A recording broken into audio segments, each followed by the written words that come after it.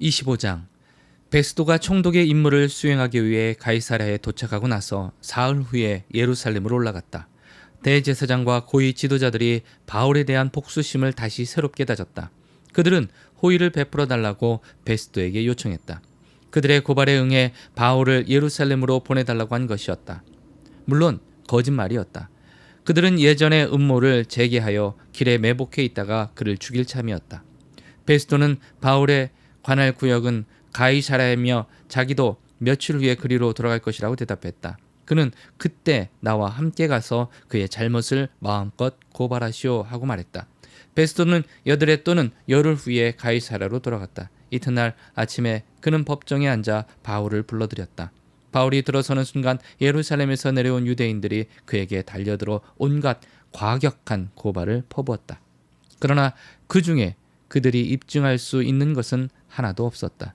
이어서 바울이 증언대에 서서 간단히 말했다. 나는 유대인의 종교나 성전이나 황제에게 아무것도 잘못한 것이 없습니다. 그뿐입니다. 그러나 베스도는 유대인들의 환심을 사고 싶어 이렇게 말했다. 그대가 예루살렘으로 올라가 거기서 재판을 받으면 어떻겠소? 바울이 대답했다. 이 순간 나는 황제의 법정에서 서 있습니다. 나는 얼마든지 이 자리에 설 권리가 있으며 앞으로도 계속해서 여기에 서 있을 것입니다. 나는 유대인들에게 아무것도 잘못한 것이 없으며 총독께서도 나만큼이나 그 사실을 잘 아십니다. 만일 내가 범죄를 저질러 사형을 받아 마땅하다면 기한을 정하십시오. 달게 받겠습니다. 그러나 저들의 고발이 사실 무근이라면 그렇다면 그것은 총독께서도 아십니다. 아무것도 저들의 터무니없는 수작을 따르라고 내게 강요할 수 없습니다. 여기서 이만큼 시간을 허비한 것으로 충분합니다. 나는 황제에게 상소합니다. 베스도가 참모들과 잠시 이야기를 나눈 뒤에 편결을 내렸다. 그대가 황제에게 상소했으니 그대는 황제에게 갈 것이요. 며칠 후 아그리빠 왕과 그의 아내 버니게가 새로 부임한 베스도를 환영하려고 가이사랴를 방문했다. 수일 후에 베스도가 아그리빠 왕에게 바울 사건을 거론했다. 벨릭스가 두고 간 죄수 하나가 여기 내 관할에 있습니다. 내가 예루살렘에 갔을 때에 대제사장과 유대인 지도자들이 그를 고발하는 죄 몫을 잔뜩 대면서 내게 사형 선고를 내려주기를 바랐습니다. 나는 그들에게 우리 로마 사람들은 그런 식으로 하지 않는다고 말했습니다. 고발당했다는 이유만으로 사람을 판결하지 않으며 반드시 피고에게 원고와 대면에 자신을 변호할 기회를 준다고 말했습니다. 그래서 그들이 여기로 내려왔을 때 나는 곧바로 그 사건을 조사했습니다. 법정에 앉아 그 사람을 증언대에 세웠습니다. 원고들이 사정없이 그를 공격했으나 그들의 고발은 고작 자기네 종교와 피고가 살아있다는 주장에는 예수라 하는 죽은 사람에 대한 논쟁이었습니다. 나는 여기 새로 부임한 데다 이런 사건에 관련된 사항도 모르는 터라 그에게 예루살렘에 가서 재판을 받겠느냐고 물었습니다. 그는 거절하면서 최고 법정의 황제 앞에서 재판받기를 요청했습니다. 그래서 나는 로마에 있는 황제에게 그를 보낼 때까지 다시 수감해 두도록 명령했습니다. 아그리빠가 말했다. 내가 그 사람을 보고 그 이야기를 들어보고 싶습니다. 좋습니다. 베스도가 말했다. 아침에 가장 먼저 불러드릴 테니 직접 들어보십시오. 이튿날에 가이사랴의 주요 인사들이 모두 대연회장에 모였고 군 고위 장교들도 함께 왔다. 아그리빠와 버니게가 성대하고 위엄 있게 입장에 자리를 잡았다. 베스도가 바울을 데려오라고 명령했다. 베스도가 말했다. 아그리빠 왕과 귀빈 여러분, 이 사람을 잘 보십시오. 많은 유대인들이 예루살렘에서 시작해 이제는 여기서도 그를 없애달라고 나한테 청원했습니다. 그들은 더없이 맹렬하게 그의 처형을 요구했습니다. 내가 조사해보니 그는 아무 죄도 짓지 않았다는 판단이 섰습니다. 그는 황제 앞에서 재판받게 해달라고 요청했고 나는 그를 로마로 보내기로 승낙했습니다. 하지만 내 주이신 황제께 뭐라고 써야 하겠습니까? 유대인들이 내놓은 고발은 다 허위로 꾸민 것이고 그 밖에 내가 더 밝혀낸 것은 하나도 없습니다. 그래서 이렇게 여러분 앞에 특별히 아그리빠 왕 앞에 그를 데려다 세운 것입니다. 제대로 된 소송에 어울리는 무언가를 건질 수 있을까 해서 말입니다. 죄수로 하여금 재판을 받게 그 먼 길을 보내면서 문서에 제목 하나 적을 수 없다면 우스운꼴이 될 것입니다. 26장. 아그리빠 왕이 바울에게 직접 말했다. 어서 그대 자신에 대해 말해보시오. 바울이 증언대에 서서 자신의 이야기를 했다. 아그리빠 왕이여, 왕께서 유대인의 풍습과 우리의 모든 집안 싸움에 대해 잘 알고 계시니 다른 누구보다 왕 앞에서 유대인들의 이 모든 고발에 대해 답변하게 되어 다행입니다. 젊어서부터 나는 예루살렘의 내 민족들 속에서 살았습니다. 그 도성에서 내가 잘하는 것을 지켜본 유대인들은 만일 그들이 위험을 감수할 마음이 있다면 왕께 직접 증언할 수도 있을 것입니다. 내가 우리 종교의 가장 엄격한 분파인 바리새인으로 살았다는 것을 알고 있습니다. 내가 이렇게 유대인들에게 고발당하는 것은 내가 하나님께서 우리 조상에게 주신 약속 12지파가 오랜 세월 동안 밤낮으로 바라보며 살았던 그 소망을 믿고 진지하게 여기며 그 약속에 마음과 생명을 바쳤기 때문입니다. 시험을 거쳐 검증된 소망을 내가 굳게 붙잡았기 때문입니다. 이 자리에 서서 재판을 받아야 할 사람은 내가 아니라 저들입니다. 하나님께서 죽은 사람을 살리신다고 믿는 것이 어떻게 형사 범죄가 성립되는지 나는 도무지 이해가 되지 않습니다. 솔직히 내가 늘 이런 입장에 서 있었던 것은 아닙니다. 한동안 나는 있는 힘껏 나사렛 예수를 대적하는 것이 내 본분인 줄 알았습니다. 나는 대제사장의 전권을 등에 업고 도초에서 믿는 이들을 예루살렘 감옥에 쳐넣었습니다. 나는 그들이 하나님의 백성인 줄 전혀 몰랐습니다. 기회가 올 때마다 그들을 처형하는데 찬성표를 던졌습니다. 나는 그들의 회당을 짓밟고 들어가서 그들을 협박하고 예수를 저주하게 했습니다. 나는 그 사람들을 소탕하는 일에 사로잡힌 폭군이었습니다. 그러다가 나는 예루살렘 바깥에 있는 여러 도시에서도 그 일을 시작했습니다. 그날 또 여느 때처럼 내 활동을 공인해주는 대제사장의 문서를 가지고 다마스쿠스로 가고 있는데 한낮에 하늘에서 햇빛보다 더 밝은 눈부신 빛이 나와 내 동료들에게 쏟아져 내렸습니다. 오 왕이여, 그렇게 화날 수가 없었습니다. 우리는 앞으로 고꾸라졌습니다. 그때 히브리 말로 한 음성이 들렸습니다. 사울아, 사울아, 왜 나를 해치려 하느냐? 무슨 고집으로 순리를 거스르는 것이냐? 나는 주님 누구십니까? 하고 말했습니다. 그 음성이 대답했습니다. 나는 내가 짐승을 추적하듯 핍박하는 예수다. 그러나 이제 일어나거라. 내가 내게 맡길 일이 있다. 너는 오늘 일어난 일과 내가 앞으로 너에게 보여줄 일, 종과 증인이 될 것이다. 그 일을 위해 내가 너를 선택했다. 내가 너를 보내는 것은 이방인들의 눈을 열어주어 그들로 하여금 어둠과 빛의 차이를 보고 빛을 선택하게 하며 사탄과 하나님의 차이를 보여주고 하나님을 선택하게 하려는 것이다.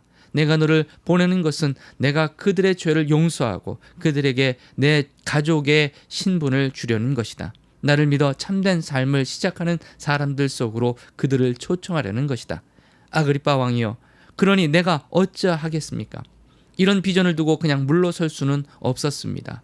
그 자리에서 나는 순종하며 믿는 자가 되었습니다. 나는 이 삶의 변화, 하나님께 전적으로 돌아서는 것과 그것이 매일 삶에서 갖는 의미를 그곳 다마스쿠스에서 전하기 시작했습니다. 예루살렘과 인근 지역으로, 거기서 다시 온 세상으로 나갔습니다.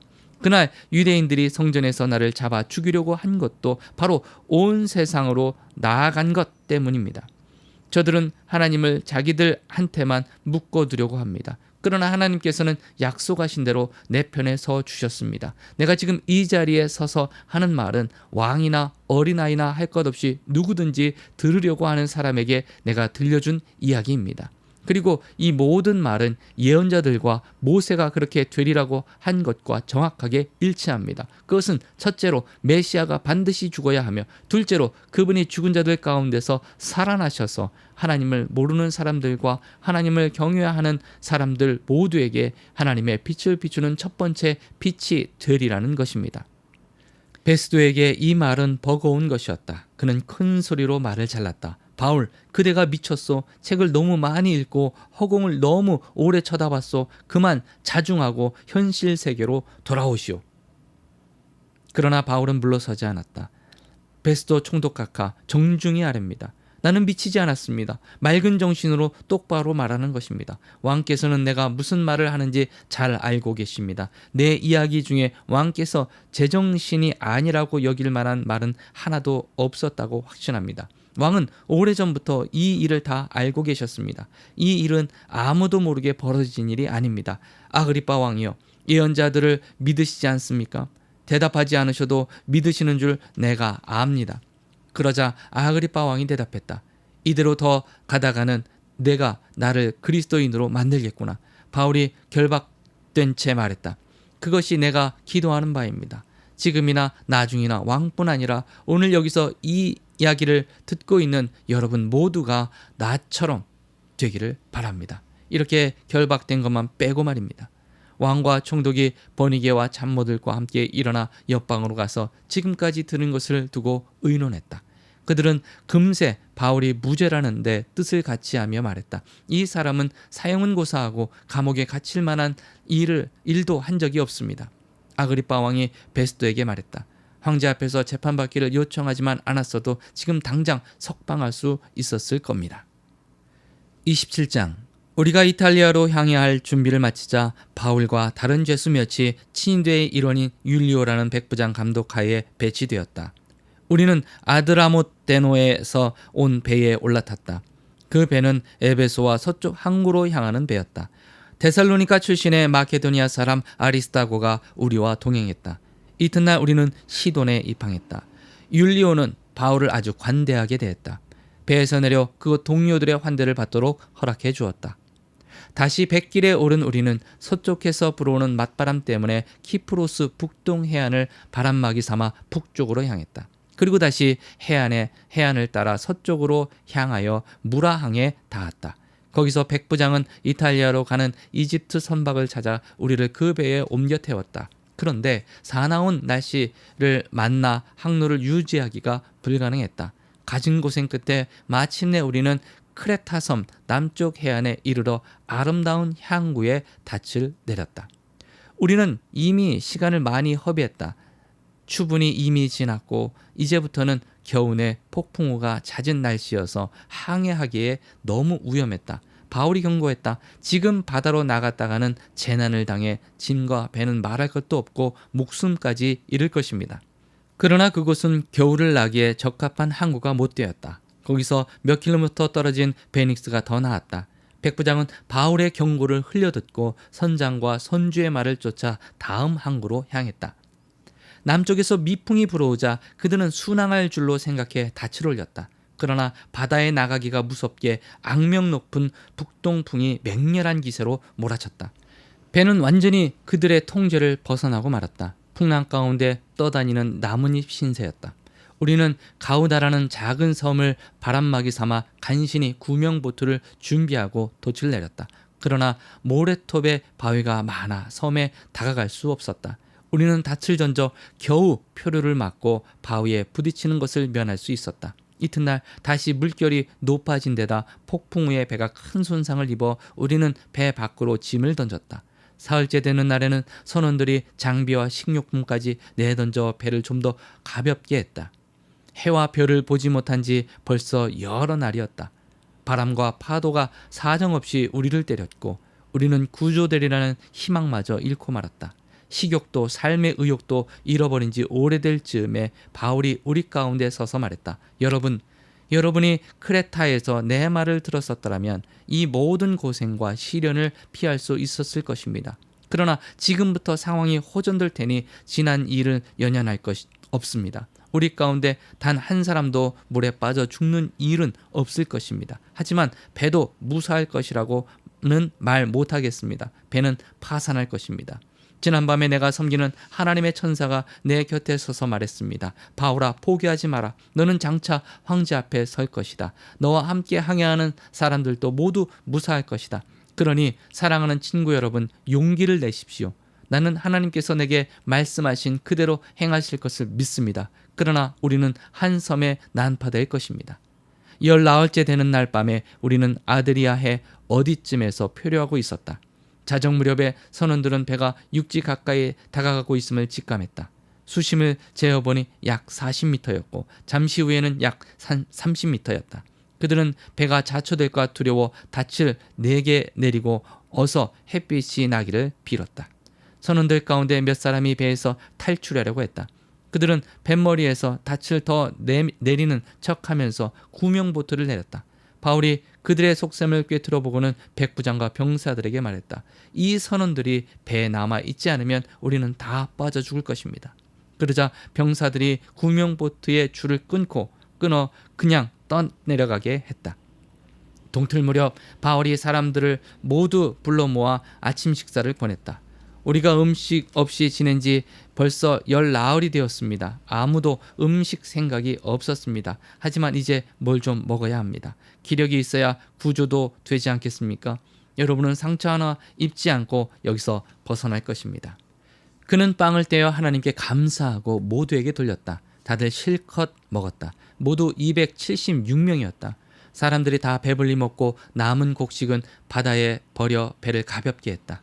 날이 밝았으나 아무도 그 땅에 어디인지 알아보지 못했다. 그때 근사한 해안이 펼쳐진 만이 눈에 들어왔다. 그들은 해안가에 배를 대기로 하고 닷줄을 자르고 키를 풀고 돛을 올리고 순풍을 받아 해안으로 향했다. 그러나 뜻대로 되지 않았다. 아직도 해안가로부터 꽤 먼데 배가 암초와 충돌해 부서지기 시작했다.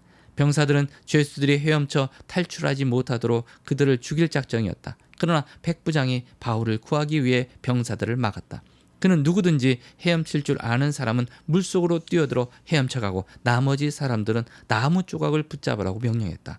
다들 무사히 해안에 닿았다. 28장. 인원을 점검해 보니 모두가 무사했다. 우리가 있는 곳이 몰타 섬이라는 것을 알았다. 그곳 원주민들이 우리에게 특별히 친절을 베풀어 주었다. 비가 오고 날이 추워서 우리가 흠뻑 젖자 그들은 큰 불을 피우고 그 주위에 우리를 모이게 했다. 바울도 힘껏 거들기 시작했다. 그가 나뭇가지 한 다발을 모아다가 불에 넣자 불 때문에 깨어난 독사가 그의 손을 물고 놓지 않았다. 원주민들은 바울의 손에 매달린 뱀을 보고 그가 살인자여서 응분의 벌을 받는 것이라고 단정했다. 바울은 손을 털어 뱀을 불 속에 던져버렸다. 그는 물리기 전과 다름없이 멀쩡했다. 그들은 그가 급사할 것으로 예상했다가 그런 일이 일어나지 않자 이번에는 그가 신이라고 단정했다. 그 섬의 지역 추장은 보블리오였다. 그는 우리를 손님으로 자기 집에 맞아들여서 몸도 녹이고 사흘 동안 편히 묵게 해주었다. 마침 보블리오의 아버지가 고열과 이질로 앓아 누워 있었다. 바울이 노인의 방에 들어가서 안수하고 기도하자 그의 병이 나았다. 그가 나았다는 소식이 순식간에 퍼졌고 이내 그 섬에 병든 자들이 와서 고침을 받았다. 우리는 몰타에서 석 달 동안을 아주 잘 지냈다. 그들은 우리를 극진히 대접해 주었다. 모든 쓸 것을 채워주고 남은 여정에 필요한 장비까지 챙겨주었다. 그곳 항구에서 겨울을 난 이집트 선박이 이탈리아로 떠날 준비가 되어 우리도 그 배에 올랐다. 그 배의 머리에는 쌍둥이이자 곧 천상의 쌍둥이가 조각되어 있었다.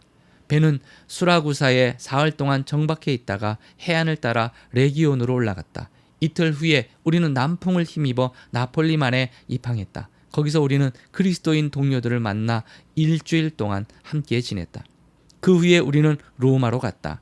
로마의 동료들이 우리가 온다는 소식을 듣고 마중을 나왔다. 그 가운데 한 무리는 아피온 광장까지 나왔고 다른 무리는 새 막사라는 곳에서 우리를 맞았다. 짐작하듯이 그것은 감정을 주체할 수 없는 만남이었다. 바울은 찬양이 흘러넘쳐 감사의 기도로 우리를 인도했다. 우리가 로마에 들어가자 그들은 바울이 그를 지키는 병사와 함께 개인 숙소에서 생활하게 해주었다.